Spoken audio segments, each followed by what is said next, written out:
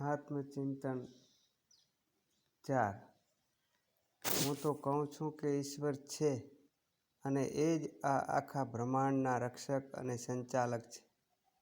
Universal power છે. પોતાની જાતને વિપત્તિઓથી બચાવવા માટે આત્મરક્ષાના જાત જાતના ઉપાયો માણસ જાણે છે. એ બધા ભગવાનના દીધેલા છે. જે સંકટો અનિવાર્ય છે એ વાસ્તવિક સંકટો નથી. ભગવાન માનવના સંકટો સમજે છે અને એથી બચાવે પણ છે. આ દુનિયામાં સજ્જન અને દુર્જન બંનેને સુખ અને દુઃખ ભોગવવા પડે છે. સજ્જનો ઉપર ઓછા અને દુર્જનો ઉપર વધુ સંકટો આવતા હોય છે એવું ભગવાન કરતા નથી. દરેક માણસનું સુખ અને દુઃખ, ભલું અને બુરું માણસના પોતાના હાથમાં હોય છે.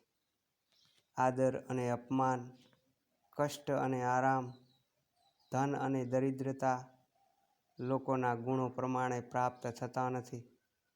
જો આપણે વિચારપૂર્વક જોઈશું તો સમજાશે કે જેને આપણે સારી વસ્તુ કે સુખ માનીએ છીએ અથવા જેને આપણે બુરી વસ્તુ કે દુઃખ માનીએ છીએ એ વસ્તુ બરાબર એવી જ હોતી નથી.